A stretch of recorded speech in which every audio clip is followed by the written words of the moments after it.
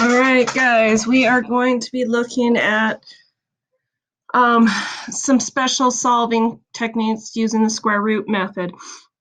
So as now we have looked at the square root method, we could look at x squared. How do we get rid of x squared? Well, we square root that side and we square root this side.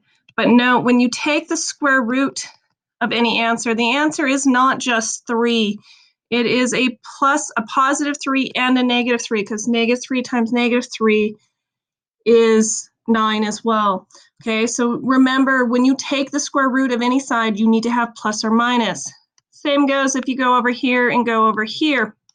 Well, what about 98? I know this is going to come back, and I know my answer is going to be plus or minus. Always be putting those. But my 98, I need an exact answer for, so I know at 2 and 49. Circle my 2, 7 and 7. So 7's my pairs, so that would be 7 square roots of 2, but the positive and negative answer. You can use it over here for solving. Okay, how do I get rid of that square root?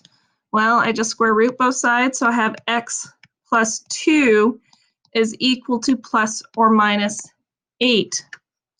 Okay, so I'm going to subtract 2, subtract 2.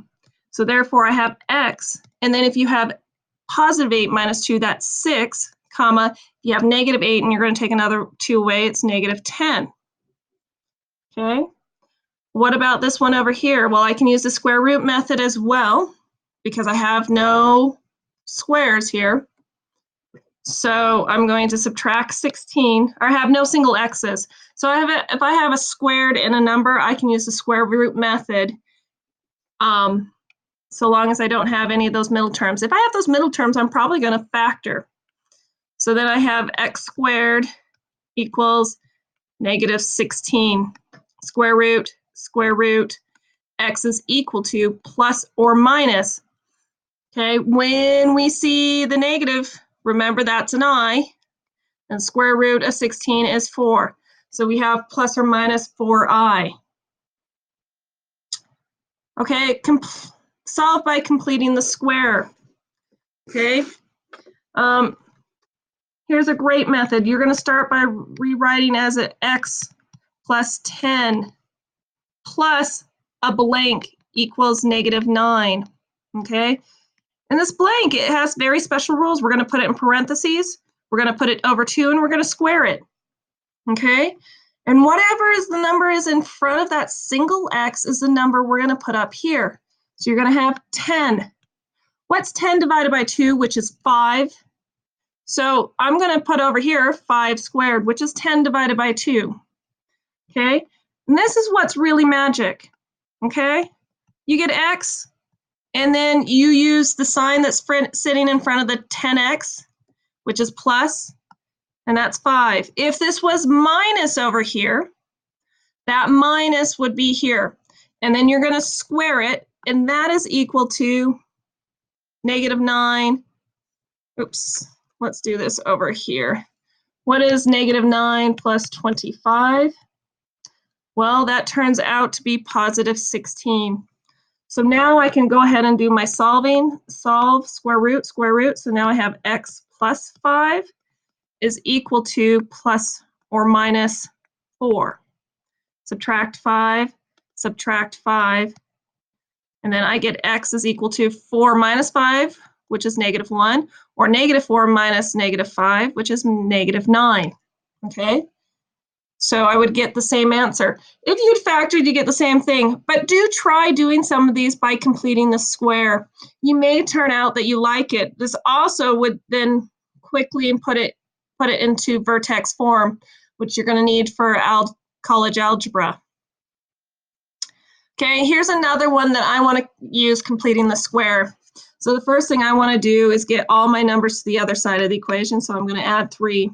So therefore, I'll get x squared plus 5x plus parentheses over 2 squared equals 3 plus whatever that is. All right, so I'm going to put in this 5, because that's what's sitting in front of my x, so 5 halves. 5 halves squared is 25 fourths, and I'm probably going to want to make this into fourths, so that's times 4 times 4. So I'm going to have 12 plus 25, which equals 37.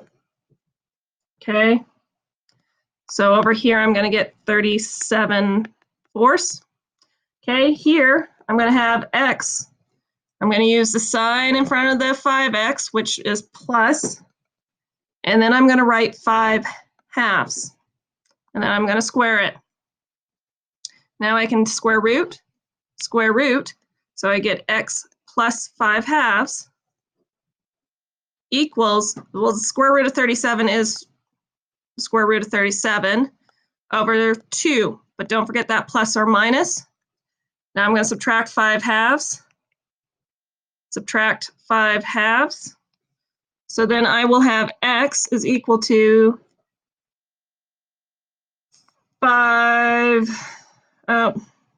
negative 5 plus square root of 37 all over 2, and negative 5 minus the square root of 37 all over 2. Okay, so fractions are okay. They turn out just fine. So just try them out. Here's another one we're going to use completing the square. Okay, but here's another special rule about completing the square. If the x squared is not singular, it's not going to work. So in order to make it singular, I'm going to divide everything by 2. So therefore I get x squared plus 8x plus some number is equal to negative 22. All right, I'm going to put in over 2 by 2, and what goes in here is 8. What is 8 divided by 2? Well, that's going to be 4. So if I add it to one side of the equation, I've got to add it to the other side. So I'm going to get 4 squared. So now I've got negative 22 plus 16, which gives me negative 6. So I've got negative 6 over here. And when I bring out the pod, it's x. Remember, this is plus. So therefore, this is a plus, and 8 divided by 2 is 4. We don't even have to do this math. Isn't that brilliant? We do the math over here, but we don't have to do this here because we're just going to bring it straight down, put our square in it, square root. So I get x plus 4 is equal to plus or minus. Now I'm taking the square root of 6, and you need to simplify that, okay? So the negative 6 makes it an I, and 6 stays the same because it is a 2 times 3. And then I'm going to subtract 4. So therefore, I will get x is equal to negative 4 plus I square roots of 6. Oh, not over everything. And negative 4 minus I square roots of 6. Okay, the other way it could be written in Math Excel is negative 4 plus or minus I square roots of 6. There is that plus or minus button down there in Math Excel. So you can use that too to save yourself. And I would probably, because I again, am lazy and don't want to type it all out and hit the correct buttons and make a mistake. So I probably would write negative 4 plus or minus I square roots of 6 into Math Excel. Ask me in class if you have any questions, or email me.